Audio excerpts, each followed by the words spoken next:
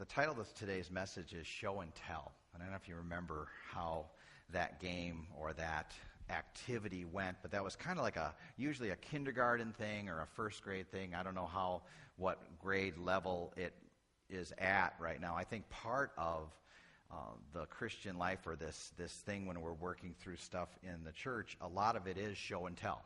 That's just how it is. And so what would happen is you would bring this item that maybe was dear to you as a kid, and then you you're showing it to the class, and then you're describing why this thing is important to you, maybe the function of it and things along that line. Does everybody know what show and tell is? Okay, so it's not this thing. We don't do that in education anymore. Maybe, do they still do it? Okay, all right. It is done. All right. Because things change, and it was so cool after my message last week when I had talked about how like these items that are in the tabernacle, they were hidden from the people of Israel. He's got this tabernacle, and then he's got this holy place, and then this most holy place, and it was hidden. John Harmon came up to me, and he said what was really cool that registered with him, and it's something that I had not thought about. I knew conceptually, but he put it in such a way as he was talking to me about that it really ministered to my heart. And I was chewing on that this week, John, as you had shared that with me. And that is, even though when these items were in the tabernacle, when they were in the holy place or the most holy place, they weren't seen. At some point, God made this thing transportable. And so these items would come out before the people.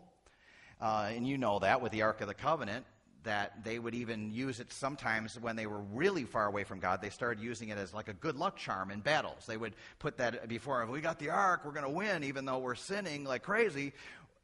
So everybody saw all these items, but not everybody necessarily saw where they went or how this played out. If they read the Torah, if they read Exodus, then they would have known, this is what this looks like. But God has basically given this explanation of how this thing is to be put together. And every Jewish kid that would be learning the Bible, memorizing the Bible, that they would learn, this is where this goes. I saw that. I saw the brazen altar being carried. I saw the lampstand being carried. I saw the Ark of the Covenant being carried. But then it was brought in. So these things are shown. And now, as we're working through this book called Exodus here, he's telling what each of these items, what it's supposed to look like. And then we see it fulfilled in Jesus. And there's so much, it's interesting. There's so much. I was talking to Winnie the other day, and she had come up to me, and she had a postcard of New Hampshire, and then she had this postcard of the golden lampstand. She goes, this is in Lancaster. Did I say it right? Thank you. Pennsylvania. And there's a life-size tabernacle there. If you're ever going through that area and you've done all the Amish stuff and now you want to do something different, there is. And so next time I'm out there, I have a friend who's a pastor out there. I want to go see that because of preaching through it and things along that line. And so, because I was thinking, man, they got the Ark exhibit thing, Noah's Ark, not the Ark of the Covenant, Noah's Ark thing that's been built and all this stuff. And I thought, man, you'd think by now there'd be something built like that. And Winnie educated me, so thank you, Winnie. So we have these. When you think about the idea of this thing being steady and solid, and it's how they would do worship for a very, very long time.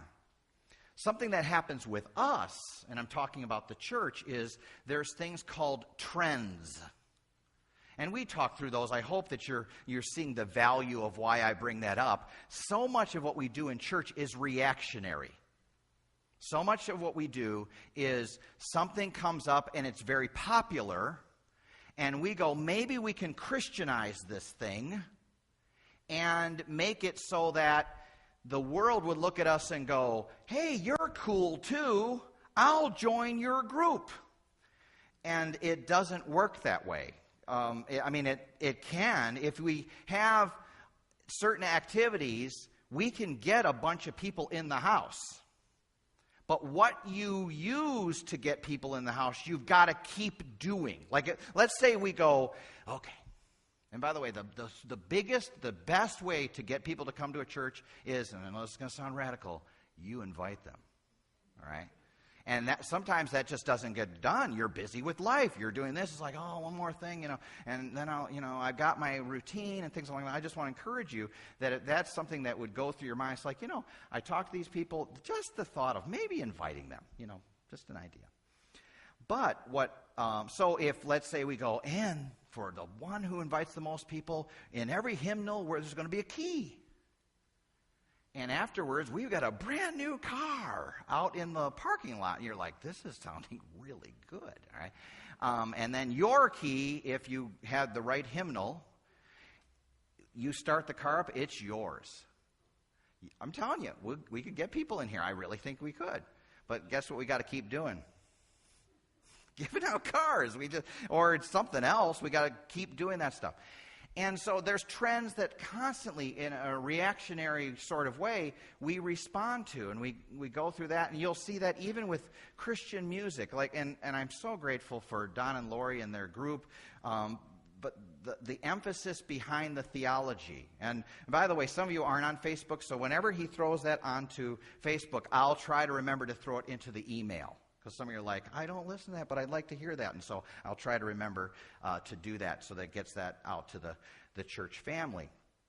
But so we have these things that happen where we react in trends. And so when you look back on certain kinds of even songs being put together in certain kind of decades, Christian songs, you can, if you're watching that and you say, oh, that's why that's important. That's why that person, that was written and things along that line. And so I got a song that I want to play for you. And so it's going to sound kind of old, but I need to explain something to you. This was back I think this was written in like the 60s or 70s. And it was sung by a band called the Imperials. Okay, and some of you are like, oh, so good. And I want to explain this song to you. This is a response to what was going on with cult activity in our country. And so they write this song, and it's kind of a funny song in response to that. And it talks about Buddha, and it talks about Muhammad. And when he's talking about Muhammad, he's the head of Islam, all right? I know you're like, we know this, but I'm just saying it, all right? And then it'll talk about a guy named Reverend Moon. And if you don't know who Reverend Moon was, he was this guy in, I believe, was it Korea? All right. And he had this cultic following where he'd do like these mass weddings and things like that, and these people would just buy into this cult. Then he talked also about Hare Krishna in this song. And Hare Krishna, have you ever seen the movie Airplane? Not that I'm recommending that you see the movie, but he's going through the air, and somebody punches a Hare Krishna, and they're bald, and they got maybe a little tuft of hair, and they say, Hare Krishna, and people come up to them and stuff like that. There's still Hare Krishnas that are in airports. I've watched them, but they're a little more subtle now. They sit behind this desk. I saw it just at the Lambert a little while back, and they will they'll find people and they'll just go, come over here, and they're going to sell their books, which is Hinduism basically. And so this song was put together to say something, and you'll get the point. So we want to dim the lights up here and then play a song. The lyrics should be up there, and then after the song's done, we'll talk a little bit more about him. Oh, Buddha.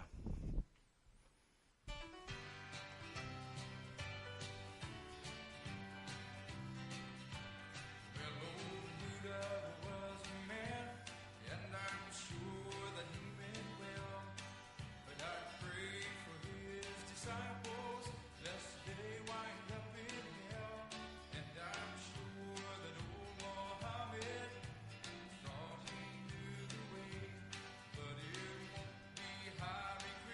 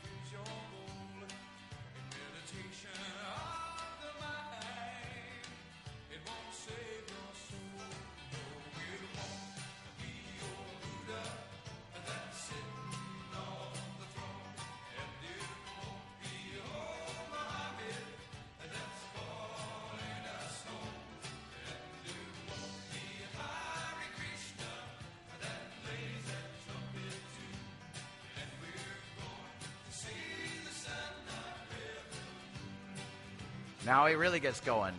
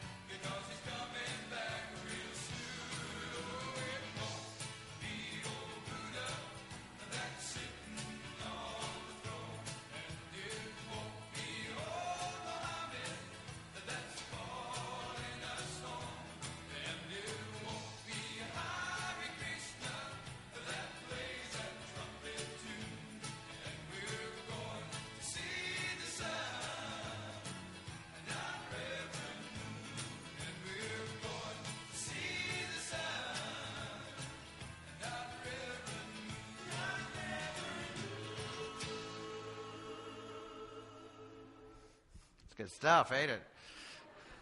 The Imperials. By the way, it says the charismatic sing and dance and jump a pew. It's not, they had the words jump a few. It's jump a pew, all right? And but when you think about that, I don't know if that song would have been acceptable written today. Because we live in a time where nobody wants to offend anybody. And so I'm not going to tell you that your religion is wrong. I'm not going to tell you that your way is wrong because I don't know. I don't want to offend you. I would like to be friendly. And so what's happened is, what's crept in is a out of convenience or out of not wanting to hurt anybody's feelings and things along that line. This is where we've come, and that concerns me because he's called us to tell the truth. And so when I was saying to you last week, what word comes to mind as you think of our church? Some of the words that come to mind for me is I want to be gracious, but I also want to be biblical. I want to tell you the truth. And I want to be steady. I want to not be this thing. It's like, oh, hey, this is working, so let's do this. Let's get back to the Word. And so the Word takes us this morning to Exodus chapter 27. So if you'd open your Bible to that, and let's work through this courtyard and what he was trying to communicate. God was trying to communicate to the people that ultimately would point to Jesus. So point number one. He's preparing this court. He's preparing this court. And you see the first part of verse 9. He says, you shall make the court of the tabernacle. On the south side, the court shall have hangings of fine twined linen, 100 cubits long for one side. And so this is a lot of finely twisted linen needed to cover a large area. Lots of linen. All of this would not be cheap. And his artistic side would be, talking about God, would be very beautiful. And this is a picture of purity. This is a picture of holiness. And you see this right here as that would be all around this courtyard, this finely twisted linen. And you think about how dusty that would get, how dirty that would get at times, and they'd have to wash that as a continual representation of the holiness of God. When it's broken down and brought, and I don't necessarily, maybe they washed it like Huck Finn and Tom Sawyer, whitewashing, but they would do it in such a way that it would be real cleaning. However the case, and this would, you'd think in the desert too, or in the wilderness, wherever they put this thing up, there would be this thing that the sun would shine upon it, and it would light up the beauty of, man, there's something special about this tent that God has told us to put together. This would be a very clean place. And this is something that you and I need to remember as we continue in this society as a church. And if we have a desire for holiness, if that's our heart's desire, and sometimes, obviously, we all struggle and we all battle things and things along that line, but when it comes to doing church, we want to hold to this is right and this is wrong, and make our rights and wrongs based on what the Scripture says. As time goes by, we will be the weirder and weirder ones. We will be the ones that you actually believe that? That's your standard? That's how you define marriage? That's how you define this? That's how you define that? Yep. And it will show out more. We're not proud. We're not cocky. But we go, this is what we're going to hold to this as truth.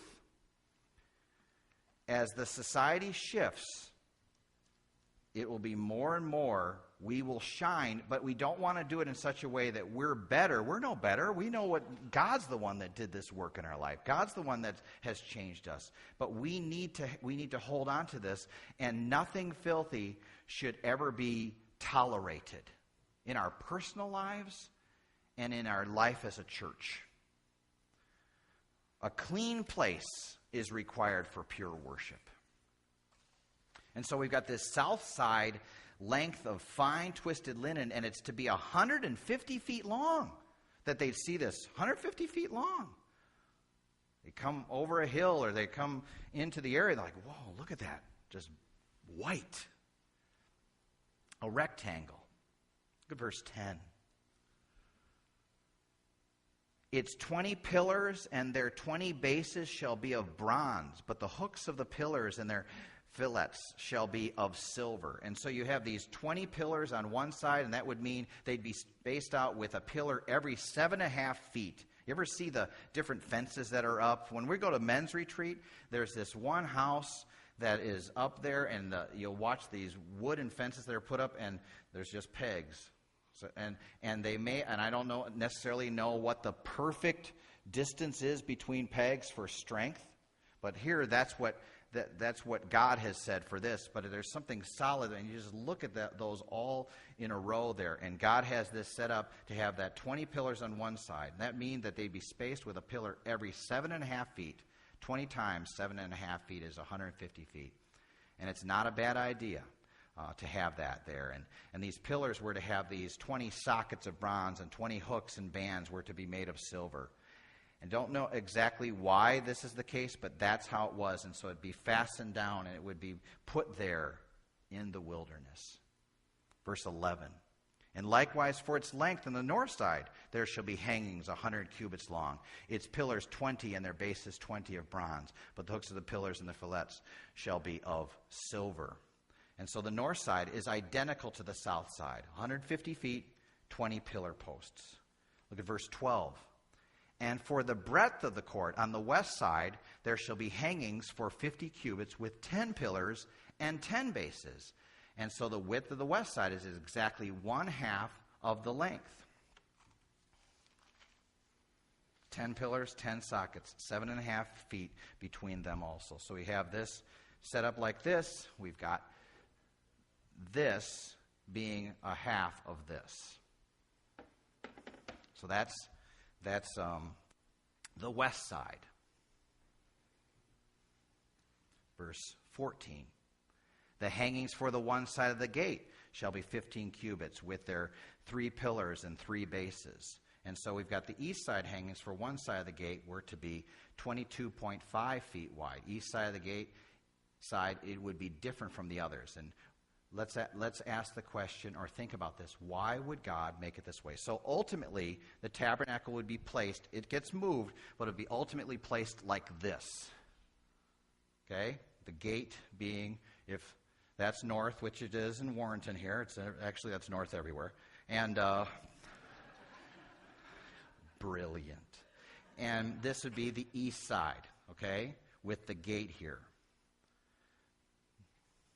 Now think about that for just a minute, because sometimes we just maybe we'll pass over. What's God communicating there? Did you know, I don't know if you knew this, but did you know that most world religions faced east when they pray? God's communicating something here. I think it's subtle, and I don't think I'm reading into it. But when I go into the tabernacle, what way do I have to face? If it's on the east side, what way do I have to face to get in? I got to face west. So I'm turning my back on the east. There's so much that the east represents. The east represents the sun rising. The east represents, for someone of Islam, facing Mecca, facing a holy place in their mind. And we could list religion after religion that has gone. And God goes, I'm going to have this thing that is so countercultural that you turn your back on all of that and you enter in. And we could go, well, that's good. I mean, that's good he does that. But I think it's also a picture for you and me of anything that is not of him. I turn my back on that. If he's working on you as an individual, there's something in your life that you're going, man, there's this thing. Are you battling it? Are you truly fighting it? As opposed to, I'm done, I'll just keep doing this thing. That's what makes the linen dirty. That's what makes it unacceptable. And he gives us the power to get through this. So I'm asking you, encouraging you in a spiritual way, in a mental way, whatever it takes, that, Father, I'm going to do battle. And sometimes there's so much going on that we're tired of fighting. And the problem with that is then what I start to do is I start to go, I'm so tired of this fight. I'm so tired of this battle. I'm going to engineer my Christianity so that I can keep doing what I'm doing and still do a little bit of Jesus. And so that's why I believe that some churches are done fighting certain things. So when somebody wants to come and do a wedding, and I go, okay, we got to talk. I got questions. I just got a request from a girl that we grew up with back in Chicago, a sweet girl. She just met a guy, and they're wanting to get married, and so she goes, hey, I was just curious, do you marry couples? Yeah. But then now I have to tell her what we do. And we got a policy that I hand to some people. I got guys that come downstairs that play basketball, and they, hey, I want to get married and stuff like that. And I only see them at basketball. Don't see them at anything else. And I'll say, so could we, and a lot of times they just want this building. I'll just tell you that. That's what they want, because it's nice in pictures, I guess, and things like that, which it is. But then I give them our policy, and their policy talks about things like living together, cohabitating, okay, and what that looks like. And then marrying somebody that's a Christian and a non-Christian, all those different things. And so we've got these standards that we got in writing, but also I'll talk. I'll ask questions, and I'm going to be real direct with my questions. Because they want to use this church, and they want me to do their wedding, and so these are, and I'm more concerned, I know I've said it before, but I'll say it again. I'm more concerned about someone's marriage than their wedding. And so what will happen is they'll go down to another place that they charge $500 to do a wedding. Doesn't matter how you're living, what you're doing, and things like that. And I care more about that. So I'll even ask questions. Do you go to church? Well, I don't go to church. Then why do you want to get married in a church? And because if church isn't important, well, it's important, but... And so I have to ask these hard questions. And so when I was writing to that girl, I just said, and I love her, you know what? I don't like offending people. I know you. I'm just telling you, I don't like doing it. But I got to tell them some things. And so I said, okay, you'll have to go through counseling, and I'm going to ask you some real personal questions. And the first thing I said is, maybe you want to get married in the church you're going to right now. And what happens a lot of times is they're not going to church. And so I'm going to say that to them, not trying to be a jerk, but because after I go do their wedding and leave, Are they going to be going to a church somewhere? Because I think church is kind of important. So I'm just telling you, that, I'm just picking one thing. I just picked marriages and weddings and stuff. If we take a standard, as time goes by, who are you to tell me, well, I'm actually the guy doing weddings? It's actually this building. And there will come a day, and I know I've had friends tell me this, friends that are all different types. Oh, the government would never force you. But they bug bakers and they bug photographers, but they'll never bug you. I'm the jerk. You guys go, I know that. And so that's just one thing, but let me ask you, in your life, just you and God, have you turned your back? God said, God, you got to help me here. And I think what's happened is so many churches have gone, we're just tired. We want people to come. And so we'll just sidestep certain things. And we don't want to do that here. We don't want to do that here. And we want to be gracious and we want to be loving.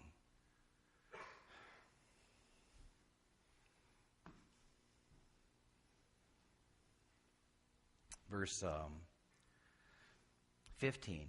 On the other side, the hangings shall be 15 cubits with their pillars and 3 bases. 2 curtains that come from each corner towards the center, and they stretch 22.5 feet each, leaving a gap of about 30 feet. And so you have that set up there where there's going to be this gate that somebody that wants to enter. He enters on the east side there, turning his back on everything else and saying, I want to worship. Last things here. Verse 16, preparing the gate.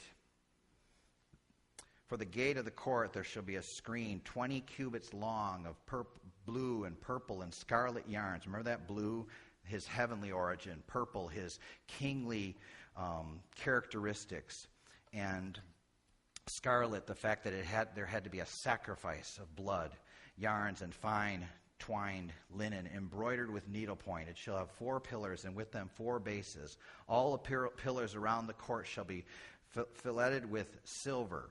Their hooks shall be of silver, and their bases of bronze. The length of the court shall be 100 cubits, the breadth 50, and the height 5 cubits, with the hangings of the fine twined linen and bases of bronze. And so this gate is to be 30 feet.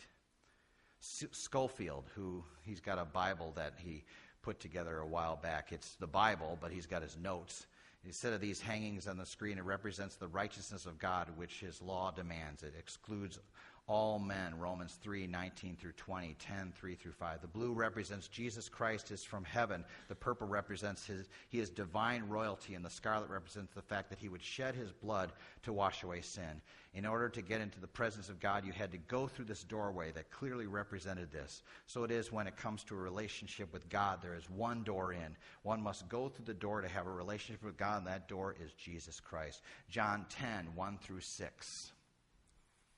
Truly, truly, I say to you, he who does not enter the sheepfold by the door, but climbs in by another way, that man is a thief and a robber. But he who enters by the door is the shepherd of the sheep. To him the gatekeeper opens, the sheep hear his voice, and he calls his own sheep by name and leads them out. When he has brought out all his own, he goes before them, and the sheep follow him, for they know his voice. A stranger they will not follow, but they will flee from him, for they do not know the voice of strangers. This figure of speech Jesus used with them, but they did not understand what he was saying to them. And he keeps going here, beginning of verse 7. So Jesus again said to them, truly, truly, I say to you, I am the door of the sheep. All who came before me are thieves and robbers, but the sheep did not listen to them. I am the door. Do you think he's trying to get a point across? If anyone enters by me, he will be saved and will go in and out and find pasture. The thief comes only to steal and kill and destroy. I came that they may have life and have it abundantly. And so Jesus is the one that is at the door. He is the door. Last point, preparing the rest. Preparing the rest. Look at this last thing about the utensils here. Verse 19, all the utensils of the tabernacle for every use and all its pegs and all the pegs of the court shall be of bronze. Let me ask you, as you think about this, and so those are the utensils of bronze, and God is making those just, they shine and they're special and they're set apart. But imagine what it was like for this a Jew walking outside this and wondering what's going on. They're hearing certain sounds, and they're wondering. And this is 7.5 feet high, the wall around it. And I wondered, what would a kid, I'm so curious, I wonder if I would have been a kid that, if there was a tree nearby, climb the tree to look to see what's going on. There's I don't know of any 7.5-foot Jews, all right?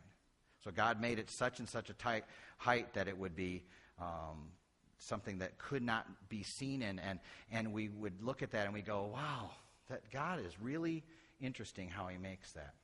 But why wouldn't God make himself more accessible? Why wouldn't God do that? I would think that every one of you have in your pocket or in your purse these. They're called keys. Do you love your neighbors? I hope you do. I mean, maybe you got this one interesting neighbor, but do you love your neighbors?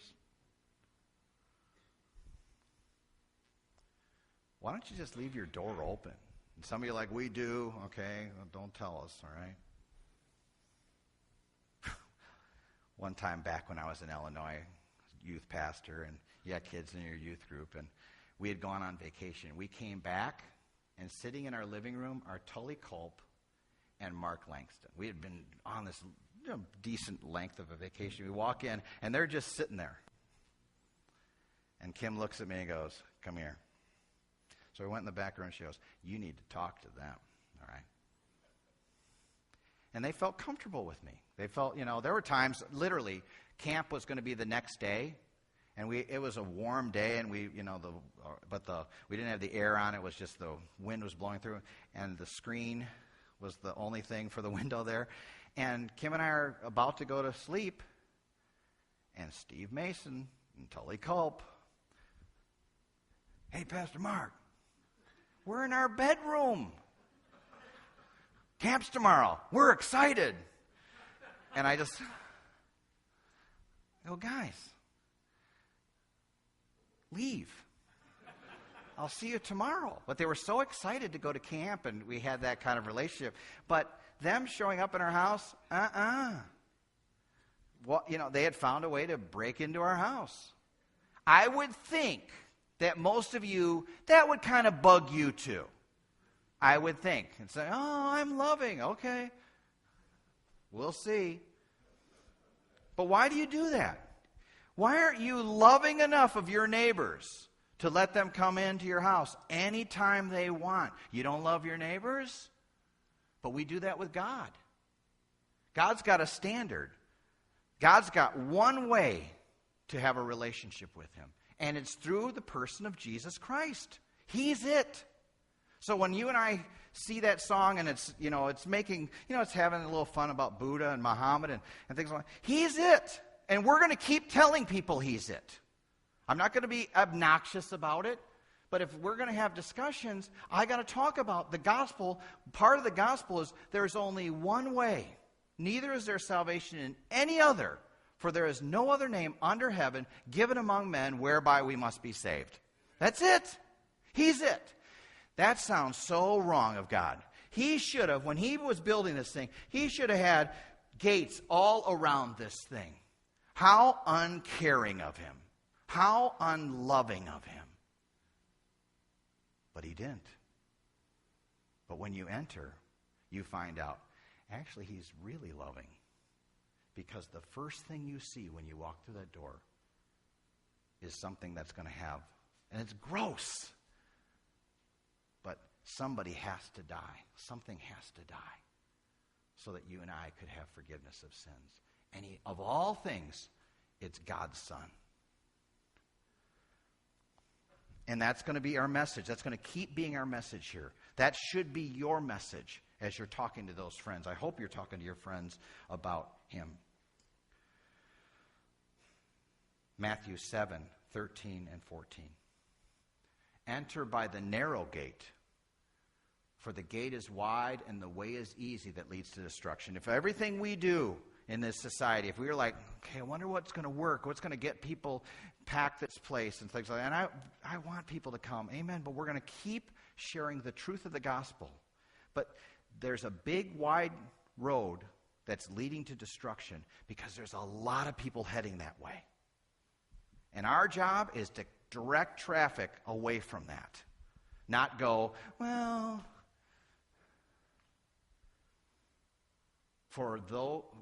those who enter by it are many. For the gate is narrow and the way is hard that leads to life, and those who find it are few.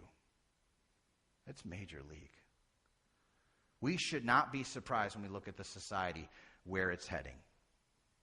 This verse makes it pretty clear.